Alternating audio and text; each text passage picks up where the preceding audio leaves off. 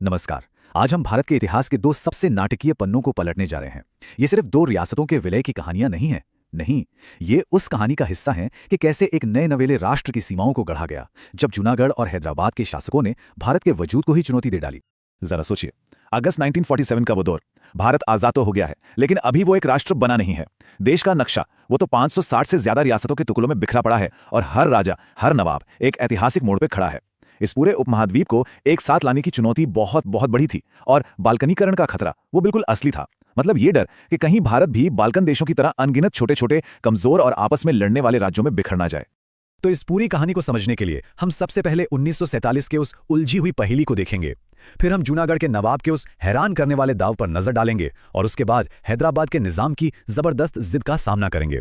हम उन दो लोगों पटेल और मेनन की उस शानदार योजना को भी जानेंगे जिन्होंने इस नामुमकिन से काम को मुमकिन बनाया। और आखिर में हम उस विरासत पर भी बात करेंगे जिसकी गूंज आज तक सुनाई देती है। तो चलिए शुरू करते हैं। जैसे ही अंग्रेज गए, रियासतों पर से उनका कंट्रोल, जिसे सुजरॉनिटी कहते थे, वो खत्म हो गया। अब भारतीय स्वतंत्रता अधिनियम 1947 ने इन सभी शासकों को तीन रास्ते दिखाए, या तो भारत में शामिल हो जाओ, या पाकिस्तान में, या फिर पूरी तरह से आजाद रहो। ये एक ऐसा पल था जो भारत का भविष्य बना भी सकता था और बिगाड़ भी सकता था। सवाल ये था कि ये शासक क्या चुनेंगे। इस पूरी प्रक्रिया की कानूनी बुनियाद था विलय पत्र या इंस्ट्रूमेंट ऑफ एक्सेशन। ये एक बहुत ही सरल लेकिन जबरदस्त ताकतवर दस्तावेज था। इस पर साइन करने का मतलब था कि कोई भी राजा अपनी रियासत के सिर्फ 3 मामले, डिफेंस, फॉरेन अफेयर्स और कम्युनिकेशंस, भारत या पाकिस्तान को सौंप देगा। बाकी सभी मामलों में वो आजाद रहेगा। यही वो कानूनी औजार था जिसने सैकड़ों राज्यों को एक राष्ट्र में पिरोने की नींव रखी। अब आते हैं जूनागढ़ की कहानी पर। यह एकीकरण की प्रक्रिया का पहला बड़ा इम्तिहान था। यहां का समीकरण समझिए बिल्कुल विस्फोटक था। एक मुस्लिम शासक, एक हिंदू बहुल प्रजा, और उस शासक ने एक ऐसा फैसला लिया जिसने न सिर्फ दिल्ली को सकते में डाल दिया बल्कि ज्योग्राफी के सारे नियमों को ताक पर रख दिया। यहां पर देखिए, मुश्किल बिल्कुल साफ थी। नवाब मुस्लिम, लगभग 80% आबादी हिंदू, और भौगोलिक रूप से यह राज्य पूरी तरह भारत से घिरा हुआ था। पाकिस्तान के साथ कोई जमीनी सीमा थी ही नहीं, सिर्फ समुद्र का रास्ता था। इसके बावजूद 15 अगस्त 1947 को नवाब ने एक चौंकाने वाला ऐलान किया, जूनागढ़ पाकिस्तान में शामिल होगा। भारत का जवाब बहुत तेज और सोचा समझा था। नई दिल्ली ने कहा कि यह विलय भौगोलिक रूप से हो ही नहीं सका और ये वहां के लोगों की इच्छा के खिलाफ है।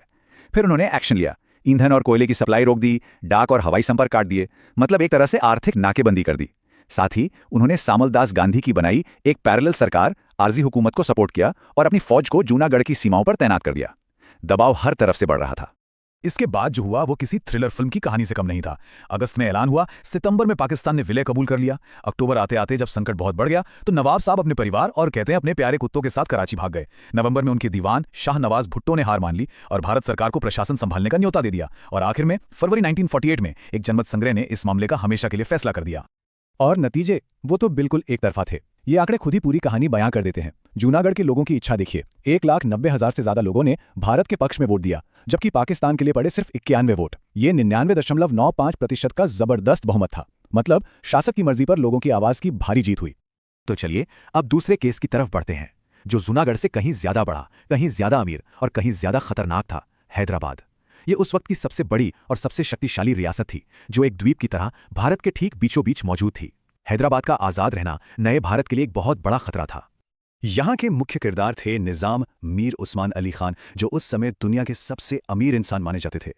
जूनागढ़ की तरह यहां भी ज्यादातर आबादी हिंदू थी, लेकिन निजाम की इच्छा न भारत में शामिल होने की थी न पाकिस्तान में। वो एक आजाद संप्रभु देश चाहते थे। उन्होंने वक्त हासिल करने के लिए भारत के साथ एक स्टैंड स्टिल अग्रीमेंट साइन किया, लेकिन पर्दे के पीछे वो अपनी सेना को मजबूत कर रहे थे और रजाकार नाम के एक कट्टरपंथी मिलिशिया को बढ़ने दे रहे थे, जो बहुत जल्द ही आतंक का दूसरा नाम बन गया। सरदार वल्लभ भाई पटेल की ये शब्द साफ बताते हैं कि भारत सरकार एक आजाद हैदराबाद को किस तरह देख रही थी। ये सिर्फ एक रियासत का मामला नहीं था, ये भारत के पेट में एक नासूर था, एक ऐसा कैंसर जो देश की एकता को अंदर ही अंदर खोखला कर सकता था। जब बातचीत के सारे रास्ते बंद हो गए तो भारत ने आखिरी विकल्प चुना, बल प्रयोग। 13 सितंबर 1948 को ऑपरेशन पोलो शुरू हुआ।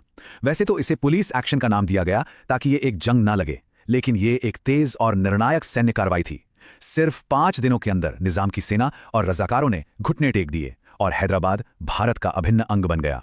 इन दोनों ही मुश्किल विलयों के पीछे दो लोगों का दिमाग था, भारत के लौह पुरुष उप प्रधानमंत्री सरदार वल्लभ भाई पटेल और उनके सबसे भरोसेमंद अफसर वीपी मेनन। ये दोनों ही एकता के वो वास्तुकार थे जिनकी राजनीतिक इच्छा शक्ति और प्रशासनिक सूझबूझ ने भारत के नक्शे को हमेशा के लिए बदल दिया। वीपी मेनन वो जबरदस्त रणनीतिकार थे जिन्होंने पटेल के विजन को जमीन पर उतारा। वो पर्दे के पीछे के असली मास्टरमाइंड थे। विलय पत्र का ड्राफ्ट तैयार करने से लेकर सैकड़ों राजा नवाबों से बातचीत करने तक और जरूरत पड़ने पर दबाव बनाने की रणनीति तैयार करने तक सब कुछ उन्होंने ही संभाला। उनकी रणनीति, कूटनीति, आर्थिक दबाव और सैन्य योजना का एक बेहतरीन संगम थी। ये टेबल देखिए, ये साफ दिखाता है कि भारत का तरीका कितना लचीला और हालात के मुताबिक था। जूनागढ़ में जहां लोग भारत के साथ थे, वहां आर्थिक दबाव, एक जन आंदोलन को समर्थन और आखिर में जनमत संग्रह का रास्ता अपनाया गया। ये एक शांतिपूर्ण विलय था।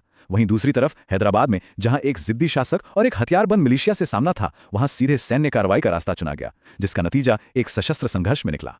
अब हम इन घटनाओं की उस विरासत की बात करते हैं जो बहुत जटिल और अक्सर विवादों में घिरी रही है।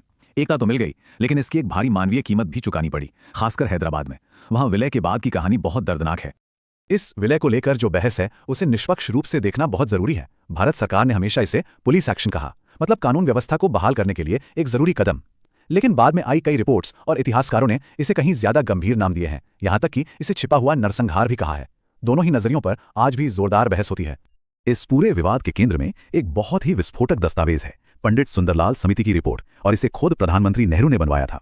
इस रिपोर्ट के नतीजे चौंकाने वाले थे।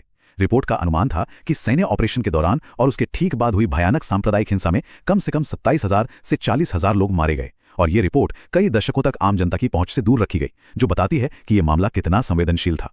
और इन घटनाओं का असर आज भी दक्षिण एशिया की भू राजनीति में महसूस किया जाता है। पाकिस्तान आज भी अपने ऑफिशियल नक्शों में जूनागढ़ को दिखाता है और कहता है कि वो जनमत संग्रह एक धोखा था। वहीं भारत का स्टैंड क्लियर है कि उसकी कार्यवाही भौगोलिक सच्चाई और लोकतांत्रिक इच्छा पर आधारित थी। और सबसे दिलचस्प बात, दोनों ही देशों ने जूनागढ़ के मामले का इस्तेमाल कश्मीर पर अपने अपने बिल्कुल उल्टे तर्कों को सही साबित करने के लिए किया है।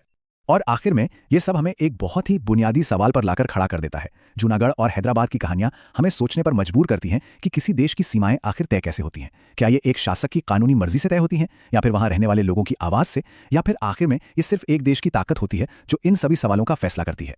इसका कोई आसान जवाब नहीं है, लेकिन ये सवाल भारत के जन्म की मुश्किल और जटिल कहानी के केंद्र में हमेशा रहेंगे।